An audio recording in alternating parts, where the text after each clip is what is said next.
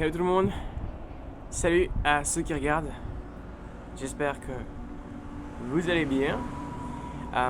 Bienvenue dans le premier épisode d'une série de 12 épisodes qui parlera du yoga et de comment j'ai commencé le yoga, de comment commencer le yoga et qui partagera plein d'anecdotes sur mon parcours, sur ma vie, sur ce que ça m'a apporté et des informations pratico-pratiques.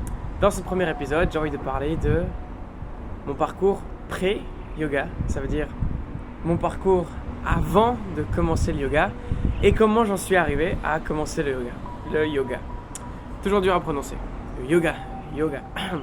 Yoga. Donc, depuis que j'ai 15 ans, je suis arrivé sur le sujet extrêmement intéressant qui est l'hypnose. En entendant à l'école des amis parler d'un hypnotiseur qui pouvait mettre des gens en transe, qui pouvait faire croire, imaginer, visualiser toutes sortes de choses aux gens super rapidement. Et je me suis dit, tiens, est-ce que c'est possible? Est-ce que c'est pas une arnaque? Et c'est là que le chemin a commencé pour moi. J'ai découvert qu'avec l'hypnose, et qui était de plus en plus en vogue et à la mode à ce moment-là, on était encore en 2015 il me semble, on pouvait accéder à une plus grande partie de son potentiel et je me suis familiarisé avec la notion d'inconscient. En réalité, votre inconscient mémorise toutes les informations que vous avez déjà eues depuis le début jusqu'à la fin de votre vie. Chaque image, chaque odeur, tout est encodé par votre inconscient. C'est votre inconscient qui fait battre votre cœur. C'est votre inconscient qui gère la dilatation, les microdilatations de vos artères. C'est votre inconscient qui gère votre digestion. C'est votre inconscient qui régule vos sécrétions hormonales, qui influencent vos humeurs, etc. Ce n'est absolument pas vous, à moins que vous arriviez à arrêter votre cœur ou à dilater vos artères ou à sécréter certaines hormones ou à activer votre glande thyroïde naturellement. J'en doute, c'est totalement normal parce que c'est notre inconscient qui gère ce genre de fonction. Idem pour votre respiration, c'est pas vous qui respirez, sauf maintenant parce que je viens de déplacer votre attention sur votre respiration. Alors là, vous êtes conscient de comment vous respirez et vous pouvez en prendre contrôle. Pour les autres fonctions inconscientes, c'est un peu plus dur, mais la respiration est une fonction semi-consciente, semi-inconsciente. Donc voilà, l'hypnose permet d'avoir des effets sur l'inconscient et l'inconscient permet d'avoir des effets profonds sur soi-même. C'est avant tout notre inconscient qui fait de nous qui nous sommes. C'est très peu notre conscience. Et c'est ce dont je vais parler aujourd'hui. Et c'est comme ça que je suis arrivé au yoga. D'abord, avec l'hypnose, je me suis demandé jusqu'à où était le potentiel humain. Car l'hypnose ouvrait de nouvelles perspectives qui n'étaient alors pas encore accessibles ou conceptualisables pour la plupart des gens. Donc en commençant à me renseigner sur l'hypnose, je suis arrivé à forcément la méditation et en me renseignant sur la méditation, je suis arrivé sur le yoga quand j'avais 16-17 ans en découvrant un gourou sur internet qui parlait de yoga et de ce qu'était vraiment et véritablement le yoga. Une petite feuille de menthe.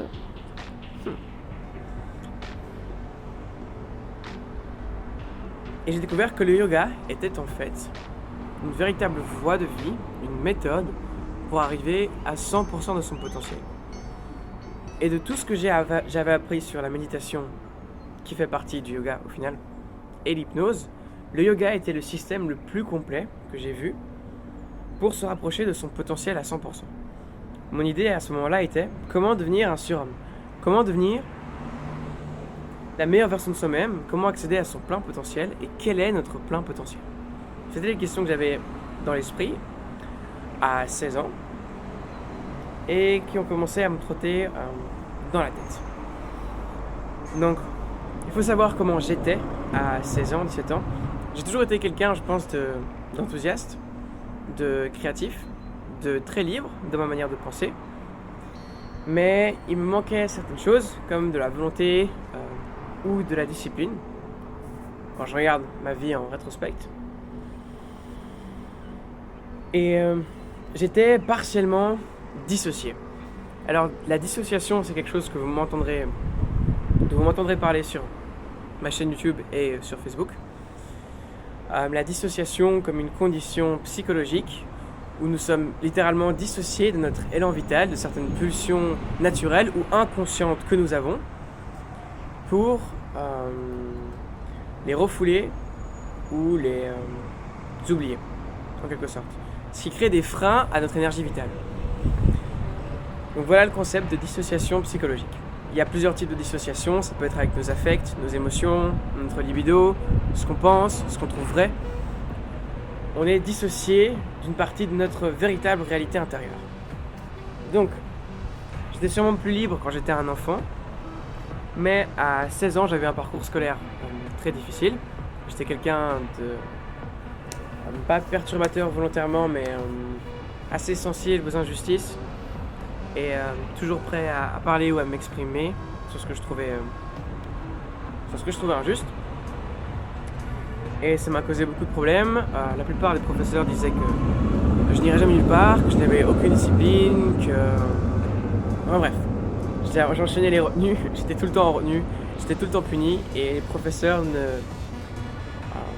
voyaient pas vraiment grand chose dans mon avenir. Et j'avais pas des problèmes familiaux mais des difficultés, on va dire, à la maison.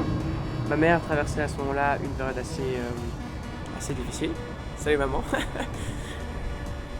Et forcément l'adolescence, la puberté qui arrive à cet âge-là, j'étais assez dissocié. Je voulais pas aller à l'école, ça me déplaisait beaucoup, ça me rendait assez triste de devoir y aller. Et j'y allais avec les pieds de plomb, généralement, jamais de manière très motivée.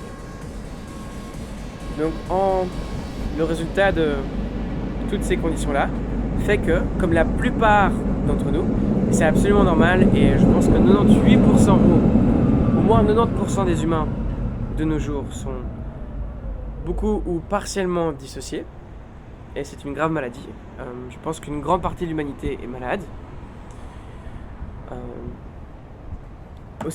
Ça se traduit aussi bien physiquement que psychologiquement. Et donc j'étais partiellement dissocié aussi à ce moment-là.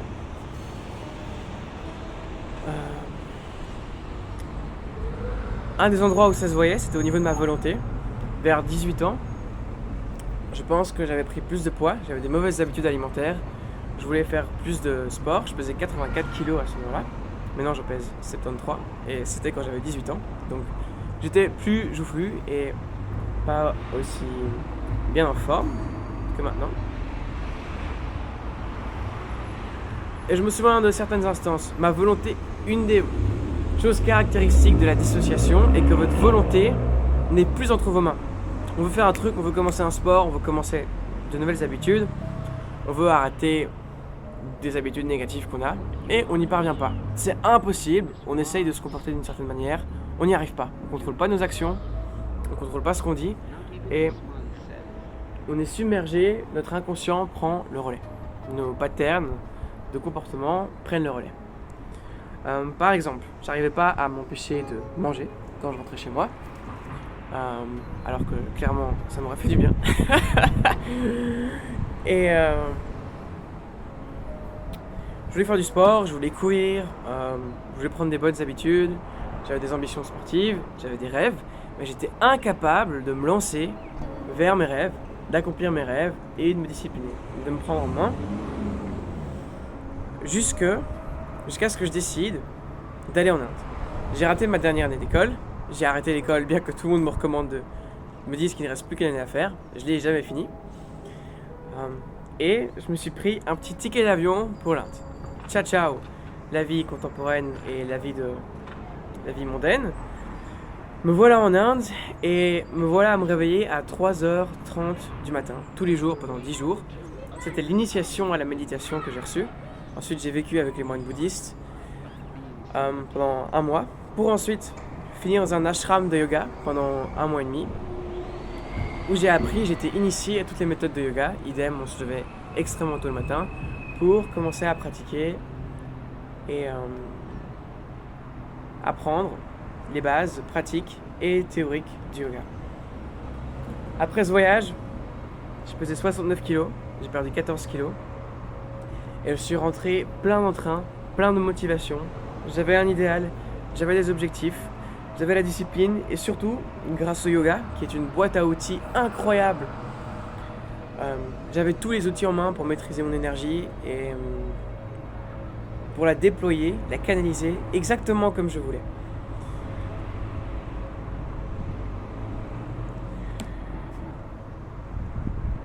Avant de retomber dans de mauvaises habitudes et des torts, des torts c'est pas le bon mot, dans des mauvaises habitudes et dans l'engrenage négatif de quelques-uns de mes amis et de la vie en société, principalement car je pense toujours que, comme j'ai dit, que les sociétés sont malades. Voilà, dans la prochaine vidéo, j'ai envie de parler de mon séjour en Inde, ce que j'ai exactement fait, des moines bouddhistes, des yogis, des ashrams. Et j'ai aussi envie de parler dans une autre vidéo encore de mon retour à Bruxelles, comment mon retour à Bruxelles s'est passé. Et ce qui m'a fait perdre mes habitudes yogiques et ce qui m'a fait perdre mon idéal et cette bonne habitude que j'avais prise de travailler sur moi, cette discipline et cette volonté. Mais avant tout, j'aimerais plus parler de cette condition de dissociation pour terminer la vidéo, car c'était l'objectif, le thème de la vidéo, c'était mon parcours pré-yoga, avant le yoga. Donc j'ai toujours été très curieux, très créatif et très libre dans la manière d'entreprendre mes choix. En même temps, la société moderne m'avait un peu endommagé. Pour parler de certaines choses qui m'ont fait du mal, je pourrais parler de la pornographie, je pourrais parler de l'obligation scolaire, ça veut dire qu'on est obligé d'aller à l'école, et pour moi c'était littéralement une prison, il n'y avait pas le choix d'y aller. On va parler du conditionnement négatif qu'on m'a mis à l'école, les professeurs, etc. Pour parler d'un quatrième, forcément la présence, des difficultés que j'avais à la maison, qui ont créé chez moi une forme de dissociation. Et pour reparler de la dissociation de manière plus générale, il faut savoir que la plupart d'entre nous sommes dissociés. Je vais parler de la vue de Freud sur la dissociation. Beaucoup de gens n'aiment pas Freud et critiquent maintenant Freud, alors qu'il y a quelques temps c'était un génie et que tout le monde voulait se former en psychanalyse. J'ai pas beaucoup lu Freud et je ne peux pas le critiquer car je ne l'ai pas lu, et je pense que si vous ne l'avez pas lu, vous ne devriez pas le critiquer, bien que ce soit tendance. Freud disait qu'on était faussement éduqué, et c'est un principe qui est à la base de la dissociation. Ça veut dire que beaucoup de nos pulsions et de nos élans vitaux sont faussement réprimés par l'éducation. Pourquoi ?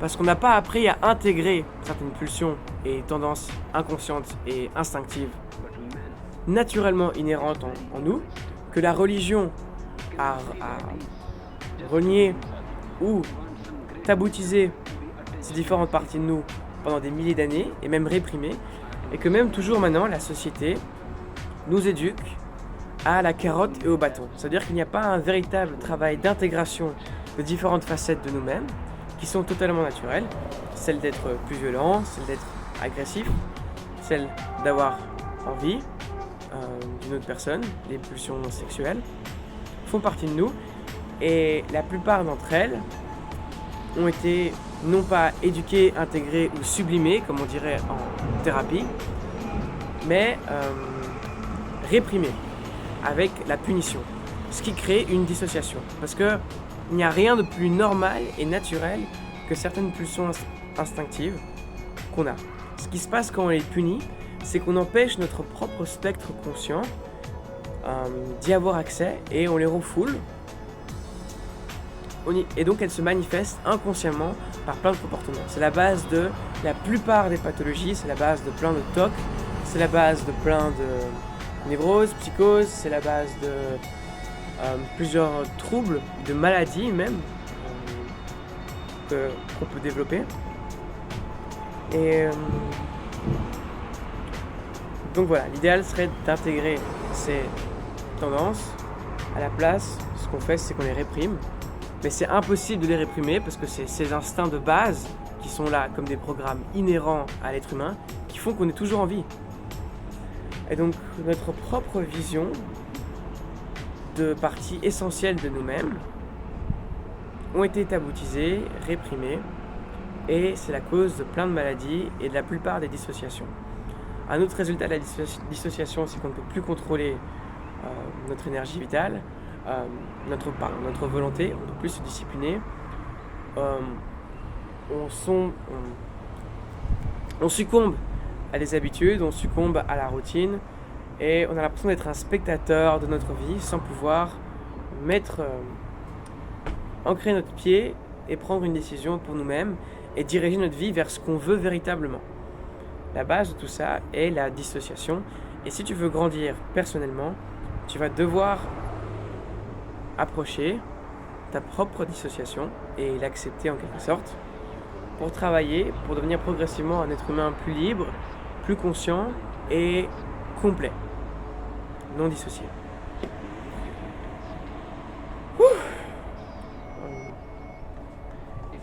J'espère que vous appréciez la vue. N'hésitez pas à passer me voir pour prendre un thé et discuter. Thé et discuter, je sais, c'est marrant comme jeu de mots. J'essaie de voir si j'ai rien à ajouter par rapport à la dissociation qui pourrait être utile. Salut, je voulais ajouter un dernier segment à la dissociation. Un des trucs très classiques ou évidents de la dissociation, c'est qu'on n'arrive pas à formuler nos rêves ou ce qu'on veut.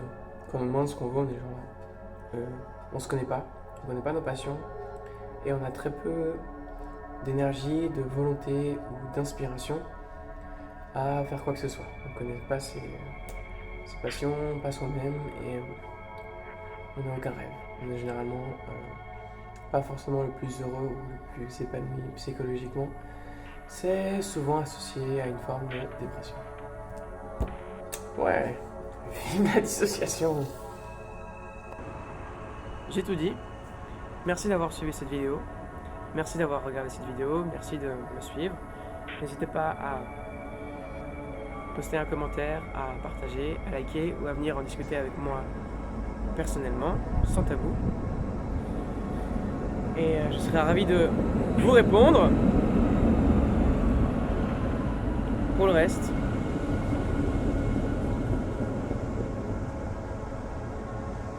je vous souhaite une magnifique journée. Soyez conscients et soyez libres. Soyez vous-même.